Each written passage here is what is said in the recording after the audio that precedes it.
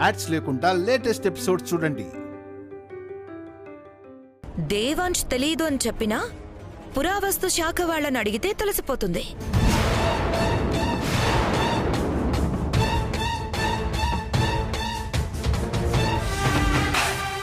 ఈ ఇంట్లో వాళ్ళకి నీ మీద నమ్మకం ఎక్కువ దేవాంశ్. అందుకే నిన్ను అనుమానించడానికి కూడా మొహమాట పడుతున్నారు. కానీ ఇప్పుడు నిజం చెప్పాల్సిందే.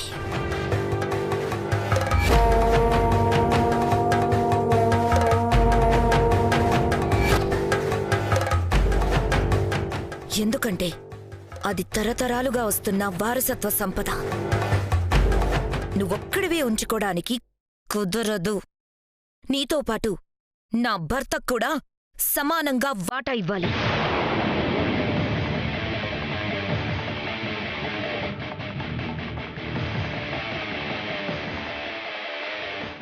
ఊర్మిళ, నిజం అబద్ధం ఏం తెలియకుండా ఎందుకు ఊరికే గొడవ చేస్తున్నావు? హే, ఆపుతారా మీరు? 100 1000 కాదు, 1000 కోట్ల ఆస్తి, సగం ఆస్తి మీకు రావాలి.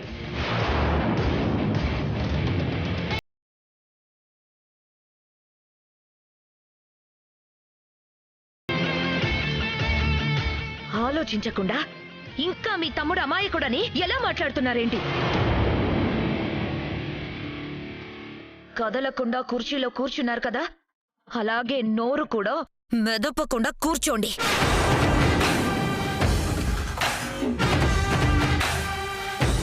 నేను చూసుకుంటాను. ఊర్మిళ!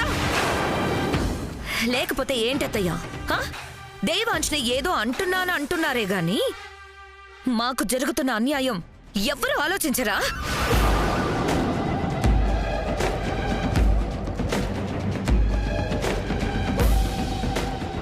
పైగా పురావస్తు శాఖలో ఏం చెప్పారో విన్నారు కదా? ఆ సంపదంతా తర్వాత తరానికే చెందుతుందట. అంటే వాళ్ళకి పుట్టబోయే బిడ్డకి. మరి మాకు జరుగుతున్న అన్యాయం సంగతేంటి?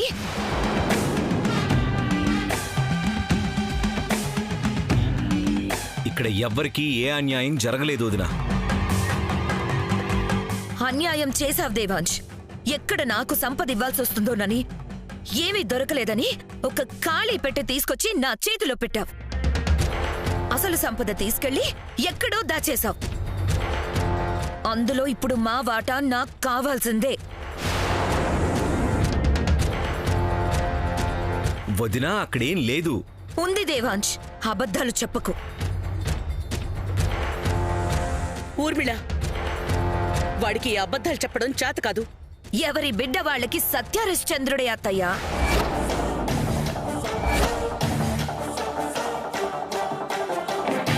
కానీ ఆశ ఎవరి చేతైనా అబద్ధం చెప్పిస్తుంది.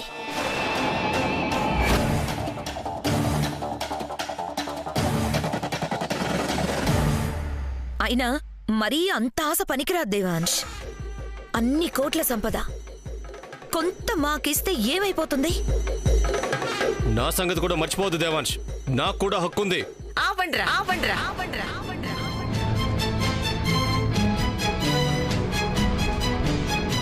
ఏమీ లేని దానికి ఊరికే నా మనవణ్ణి అనుమానిస్తున్నారు. మీరు చెప్పేది నిజమైతే ఎక్కడ దాచాడో ఎంత దాచాడో చూపించి అప్పుడు మాట్లాడండి. చూపించాల్సింది మేము కాదు బామ్మగారు, మీ మనవడు. కానీ తను నిజం చెప్పడు. మీరందరూ ఇతన్నే నమ్ముతారు.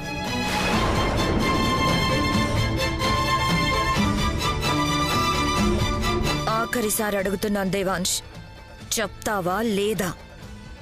వదినా, మళ్ళీ మళ్ళీ చెప్తున్నా, మీకెలాంటి అన్యాయం జరగదు. అర్థమైంది. నువ్వు చెప్పవు. ఈ ఇంట్లో మాకు ఏ హక్కు లేనప్పుడు, మా గురించి ఎవరు ఆలోచించినప్పుడు ఇక మీ ఉండి ఏం లాభం? నేనుండనంటే ఉండను, అస్సలుండను. అమ్మా అమ్మా, ఎక్కడికి వెళ్తుందమ్మా? వదిలేయండి. ఎప్పుడు ఏదో ఒకటి గొడవ చేస్తుంది. దానికి అలవాటే. అదే ఊరుకుంటుందిలే, పట్టించుకోకండి.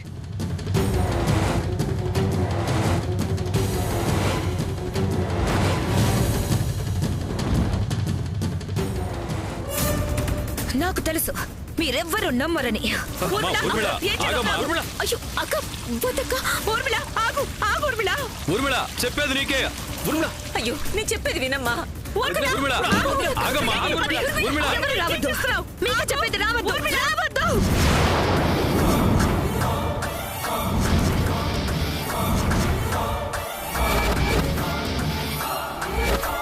వద్దు, రావద్దు.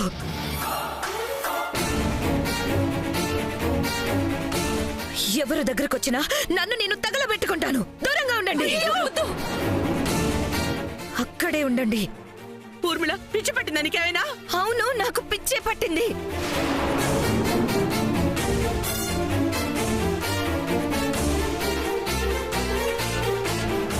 దేవాంశ్, ఇప్పటికైనా చెప్పు, లేదంటే తగలబెట్టుకుంటాను. వదినా, నేను చెప్పేది నిజం. అసలు నిజం వేరే దేవాంశ్. ఊర్మిళ, ఆ అగ్గిపెట్టి కింద పడేయమ్మా.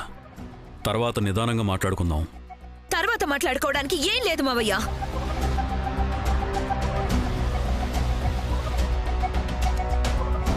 ఇప్పుడే తేలిపోవాలి.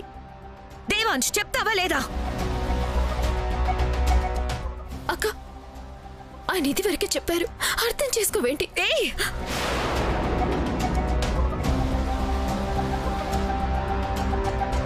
నువ్వు మధ్యలో మాట్లాడుకో. అసలు ఇదంతా నీ ట్రైనింగే. దేవాంశ్ ఇలా ఉండేవాడు కాదు. స్వార్థపరుడిగా నువ్వే మార్చేశావు.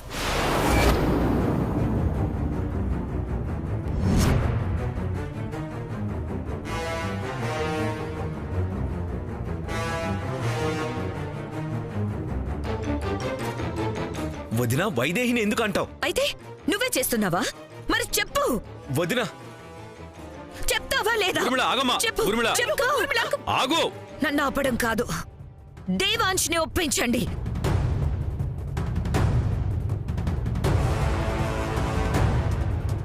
అయినా నేను తగలబెట్టుకుంటానన్నా ఎవ్వరు నోరు మెదపడం లేదంటే అర్థమైంది.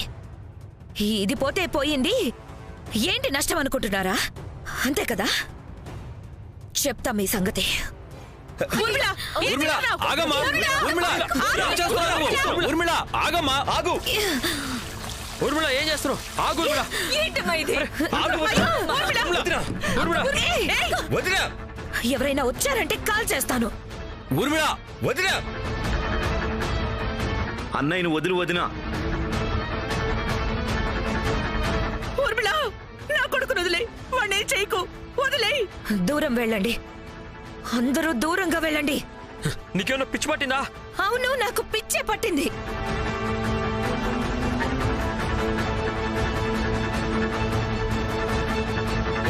వెనక్కెళ్తారా లేదా? వెనక్కెళ్ళండి. ఎవరైనా దగ్గరకొచ్చారంటే లక్కీని కాల్ చెప్పారేస్తా.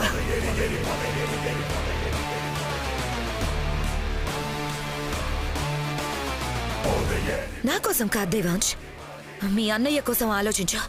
నిజం చెప్పకపోతే నాతో పాటు మీ అన్నయ్యని కూడా మంటల్లో కాలి బూడిద చేసేస్తాను.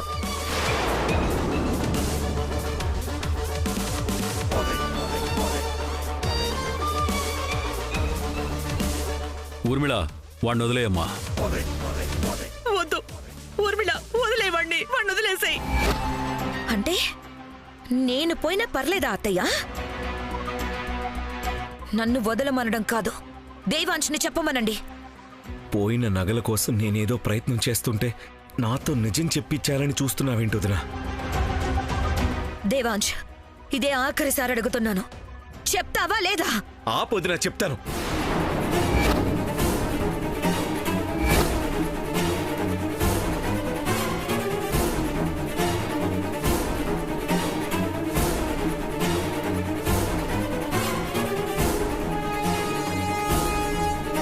చెప్తాను.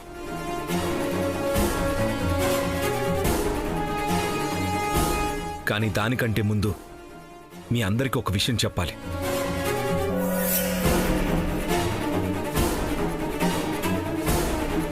ఏ ఆభరణాలతో దేవుణ్ణి అలంకరిస్తే మన శాప విమోచనం నుంచి విముక్తులవుతామో ఆ నగలు మన దగ్గర లేవు. ఎవరో దొంగలించారు.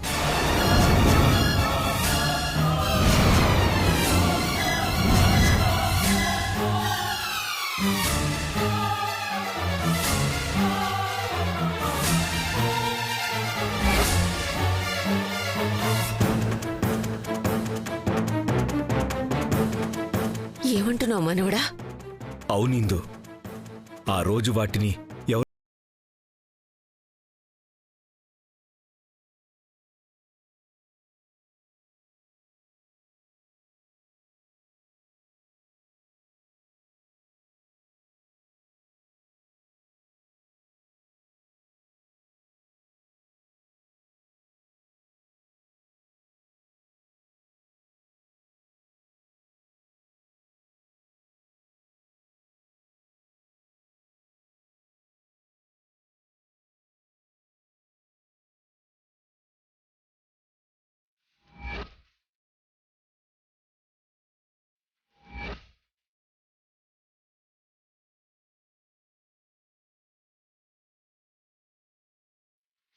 అది జరిగింది.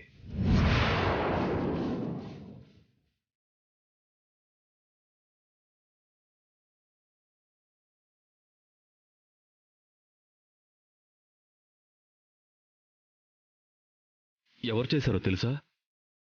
తెలీదు నాన్న, కానీ అది తెలిస్తే ఆ రోజు మీరు ఎక్కడ బాధపడతారోనని ఆ పెట్టెలో రాళ్లు పెట్టి తాళం వేసి మీకు అప్పగించాను.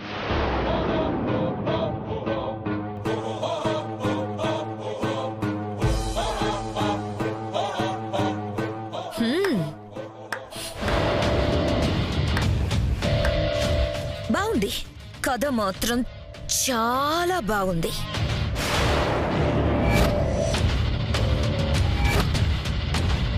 అలాగే ఆ వారసత్వ సంపద గురించి కూడా ఏదో ఒక కథ చెప్పు.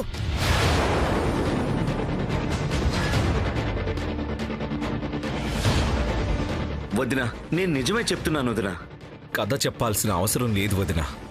వారసత్వ సంపద భద్రంగానే ఉంది.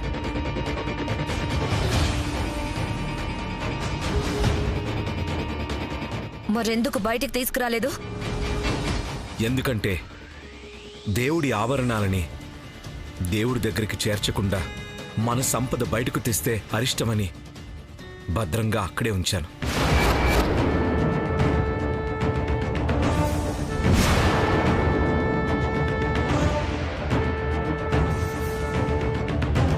నువ్వు చెప్పేది నిజమా దేవాంశ్? నిజం. అందుకే వాటిని బయటకు తీసుకురాలేదు గాని ఆ సంపద మీద వ్యామోహంతో కాదు. నాకు నా కుటుంబం కంటే ఏదీ ఎక్కువ కాదు.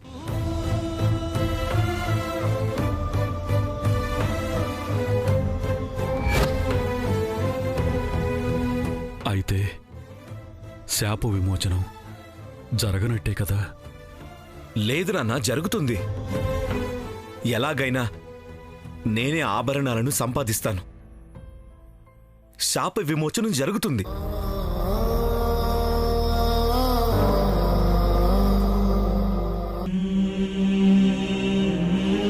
మావయ్య, నాన్న, నాన్న, నాన్న, ఇదంతా నిజమని ఎలా నమ్మేది దేవాంశ్? నేను చెప్పేది విను వదినా. నిజం అనుకున్నా అబద్ధం అనుకున్నా చేయగలిగేది ఏం లేదు వదినా. ఆ తర్వాత నీ ఇష్టం.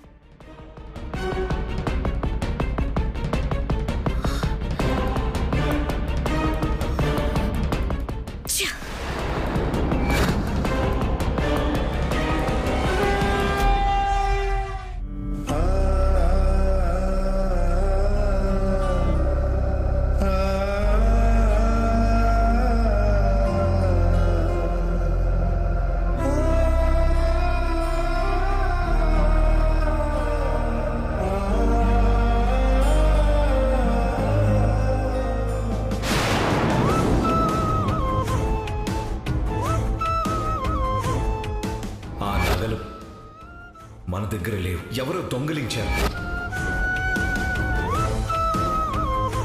గాలి దంపతుల అలంకరణ జరిగే వరకు, నిత్య పూజలు జరిగే వరకు శాపం శాపంగానే ఉంటుంది. ఆపదలు పొంచి ఉంటాయి, మరణాలు కోచుకొని ఉంటాయి.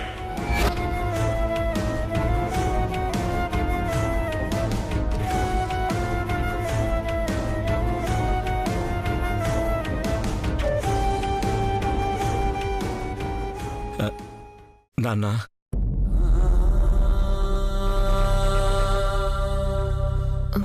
మావయ్య, నన్ను క్షమించండి నాన్న. ఈ విషయం మీకు ముందే చెప్పుండాల్సిందే. చెప్తే ఇదిగో ఇలా బాధపడతారని మీకు చెప్పలేదు. కానీ ఇదేది మేం కావాలని చేసింది కాదు మావయ్య. తప్పనిసరి పరిస్థితుల్లో చేయాల్సి వచ్చింది. క్షమించండి మావయ్య. శాపం శాపంలాగే మిగులుండాలని రాసిపెట్టుంటే మీరు మాత్రం ఏం చేయగలరు?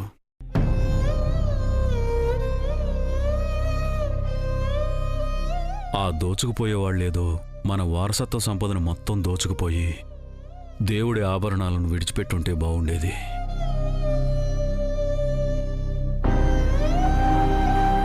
శాపం తొలగిపోనప్పుడు, తర్వాత తరం అన్నదే ఉండనప్పుడు ఎన్ని వేల కోట్ల సంపదుండి మాత్రం ఏం లాభం?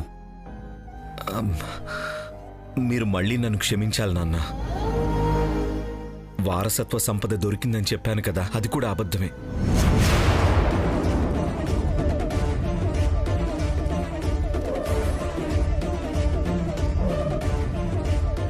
దేవాంశ్, అవును నాన్న,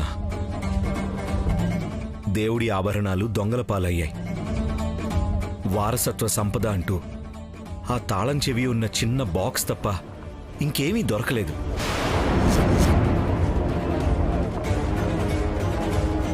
మరి ఇంతకు ముందు దొరికిందని ఎందుకు చెప్పావు దేవాంశ్?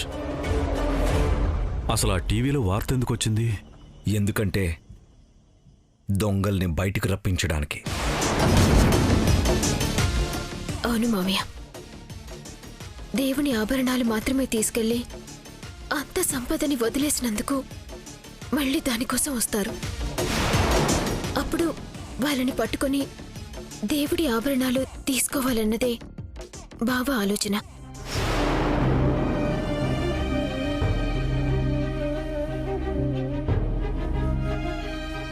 అసలు నేలమాలిగలో సంపద గురించి ఎవరికి తెలుసు? ఎవరు ఇంతకు తెగించారు? నాకు తెలిసి మనకి బాగా కావాల్సిన వాళ్ళు, మనతో క్లోజ్గా ఉండేవారు ఎవరో చేసిన పని నాన్న. మనకు తెలిసిన వాళ్ళల్లో ఇలాంటి పాడుబుద్ధి ఉన్నవాళ్ళు ఎవరుంటారు? ఎవరైనా కావచ్చు మావయ్య. ఇంటి దొంగని ఈశ్వరుడైనా పట్టలేడు అంటారు. కాని ఇక్కడ ఈశ్వరుడి ఆభరణాలే దొంగతనం చేశారు. మన దగ్గరి వాళ్ళే మావయ్య. ఆ రోజు గుళ్ళో మనతో పాటు ఉన్న వాళ్ళలో ఎవరో ఒకరు. ఆ రోజు గుళ్ళో ఉన్నవాళ్ళంటే మన ఇంట్లో వాళ్ళందరూ ఉన్నారు. పూజారులు ఉన్నారు, గురువుగారి శిష్యులు ఉన్నారు. అసలు వీళ్ళల్లో మనం ఎవరిని అనుమానించాలి? అందుకే నాన్న, వాళ్ళంతట వాళ్లే బయటికొచ్చే ఉపాయం ఆలోచించాను. ఇప్పుడు టీవీలో న్యూస్ చూసి దానికోసం తప్పకుండా ప్రయత్నిస్తారు నాన్న. అందుకే ఈ అబద్ధం చెప్పాను. తొందరగా పట్టుకోవాలి మావయ్య వాళ్ళని. దేవుడి ఆభరణాలు తీసుకోవాలి. అప్పుడే శాపం పోతుంది. నా బిడ్డ క్షేమంగా ఉంటుంది. మన తర్వాతి తరం మీద ఒక ఆశ ఉంటుంది. మీకు నిజం చెప్పకూడదనుకున్నాను నాన్న, కానీ వదిన చేసిన పనికి చెప్పాల్సి వచ్చింది. మిమ్మల్ని బాధ పెట్టినందుకు క్షమించండి. లేదు దేవాంశ్, మీరు సరైనదే చేస్తున్నారు. కలుగులోంచి ఎలుకను బయటికి రప్పించాలంటే పొగ పెట్టాలి. చప్పుడు చేసి లాభం లేదు. ఇలాగే వాళ్ళెవరో కనుక్కోండి. ఈ శాప విమోచనం మీ చేతుల్లోనే ఉంది. మీరే పూర్తి చేయండి.